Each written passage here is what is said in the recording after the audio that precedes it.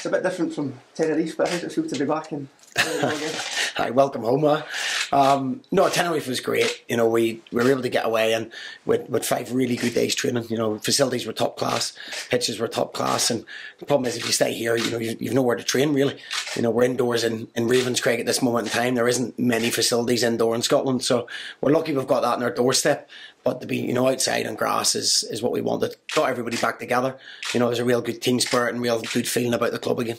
You feel that lift in and around the squad, as well as morale, but also fitness-wise as well. A wee bit jaded towards the end, but now they're ready to go for the next one. Yeah, listen, we needed the break. You know, we needed the break definitely. There's a lot of people carrying knocks and injuries. You know, Peter Hartley was hobbling about at the end of the game. You know, there's people that probably Richard Tate as well that shouldn't really have stayed in the pitch, but with no real options. So we were able to get them recuperated. Obviously, Peter's suspended. Elliot Frear's still not 100% right, and you know, Chris Cadden and Craig Tanner are on their way back. So they've trained all week. So we'll just have a look at them on Friday and see where we are with it. But definitely the rest and the break has given us a chance to recharge everybody, recharge the batteries, and I'm ready to go. Brought on a couple of new faces as well. How are they gelling in, and is that it in terms of transfers? Are you hoping to make a few more signings? Well, you know, the boys that have come in were needed. You know, that's where we felt we lacked a little bit up front. We lacked a little bit of quality and someone to actually take the chances we've been creating. So, you know, when Nadir coming in, there's absolutely no doubt about his quality. He's been great around the place, fitted in really well. And Curtis Main has come in, looked big and strong, quick. You know, I think he'll do really well up here. What we have to do is give them the platform to play, and we'll do that. But you know, we don't get Nadir when he's at the top of his game worth 1.5 million. We certainly don't get Curtis when he's at the top of his game playing 30 games for Portsmouth. You know, we've picked them up where we think they can rejuvenate their careers, and it's up to me to give them the confidence to do that, because there's no doubt in their ability. In terms of Tom's come in, we've said all along we needed a centre half. Well, you know, Cedric was probably our only right-sided centre half. He's still a young boy, people forget. You know, so he now has a little bit of competition with the 4 centre halves that we've got, and we're hoping maybe possibly to add one more to that. What do you think? Why do you think Nadir hasn't kicked on from his time at United, and what do you think about this move can be different? Well, there's a number of different reasons why some things don't work. You know, injuries, loss of form, possibly not the right club, maybe don't play to the right way. You know, team winning games, you don't get in. So there's loads of things that happened before I've got involved with Nadir. But you know, I spoke to a lot of people about him. You know, I know Darren Jackson well, and obviously Craig Inchcliffe, our goalie coach, has had him as well. And everybody spoke very highly of him as a boy, and that's what we have found. You know, he's fitted in really well. His talent's there for everybody to see. What I have to get is him to match hard work with the talent, and then hopefully I'll show how good a player he is. And how important do you think that bonding and on the break has been for really gelling them into the squad? It's good. It's the same when we went to Dublin. You know, we brought a lot of new players in who didn't know each other. Obviously not quite as many this time. You know, 2 new players there, and Tom, who's come in later on in the week. It gives them a chance to get know each other personally. You know, they're in rooms of 5 as well, so they couldn't hide away and get away from each other. You know, I made that sound like really bad rooms. They were in top class suites. You know, so the bonding and the team spirit. But more importantly, you know, that little spark that I thought would have been missing in the last month was back. You know, training was really competitive. People were, you know, the quality, when you press and you close down, the quality of play has to go up as well. So I've seen all that in the last week come back again. You know, we're hoping to hit the ground running again on Saturday.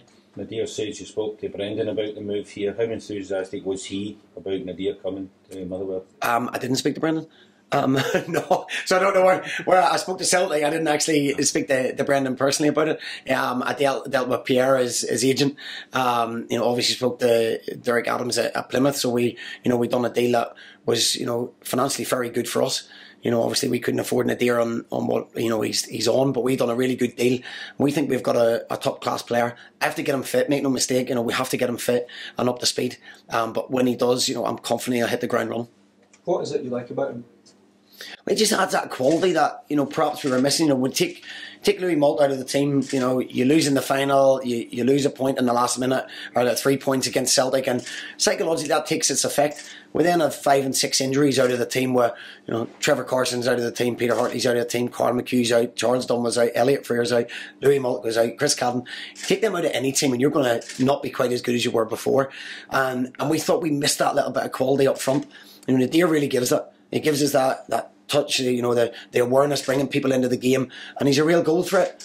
Add Curtis Main alongside him as well, and gives us real strength and physicality. And you know, I think people look at that and go, they're decent up top, and you know, hopefully we'll prove that.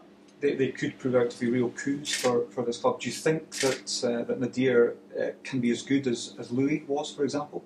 Why not? You know, listen, Louis done brilliant for the football club, you know, and he scored a lot of goals. They're different players, you know, so they're hard to compare. You know, Curtis is probably a little bit more similar to Louis, running behind. He's a strong boy, decent in the air, and scores goals. As I say, both these boys, we wouldn't got anywhere near them if they're at the top of their game.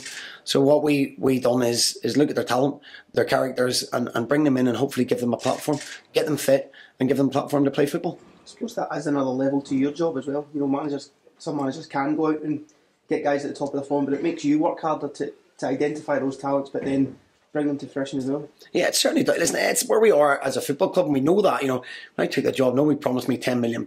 You know, there is no money really to spend on transfers. You know, we get free transfers. Both, again, free transfers are loans. Tom Aldrich comes in on a loan as well. So we don't pay money for players, or very minimal amount of money. So there's a lot of coaching to be done. And that doesn't really happen overnight, if we're being honest. You know, but that's why I put the staff in place.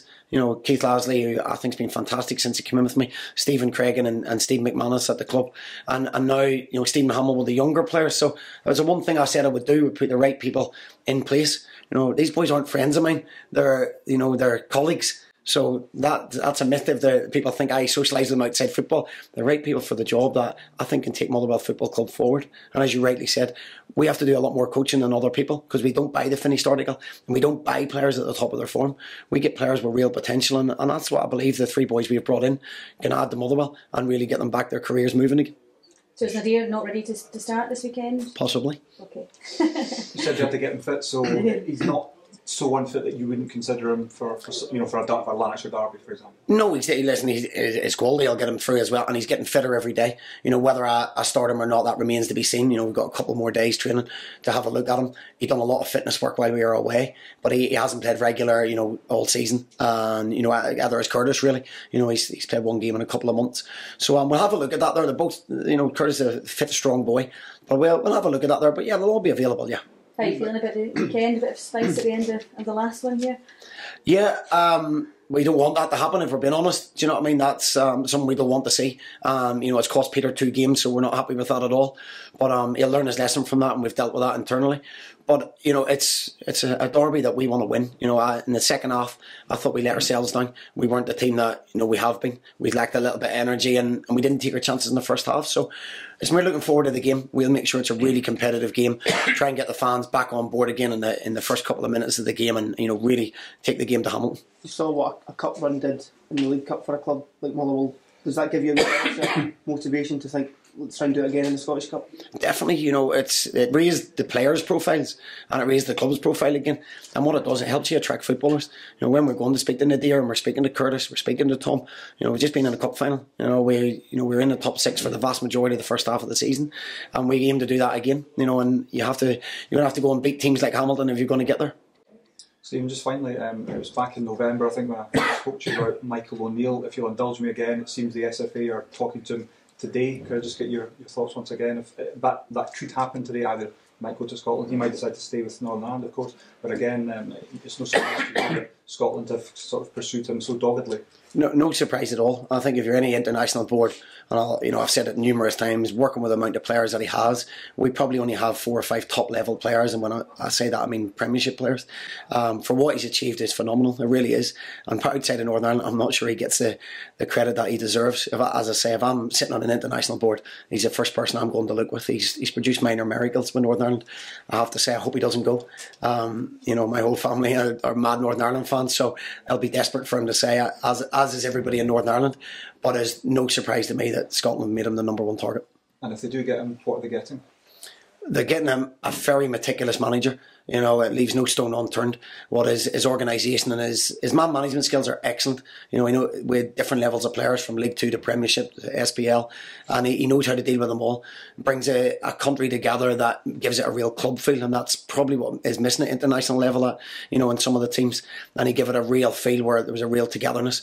But he brought the best out in people. You know, he got a formation and a style that brought the best out of people, and he's very adaptable. So for me, it's a no-brainer for anybody looking for a top-class manager, and I'm surprised there hasn't been bigger Premiership teams or Championship teams that haven't come in for him.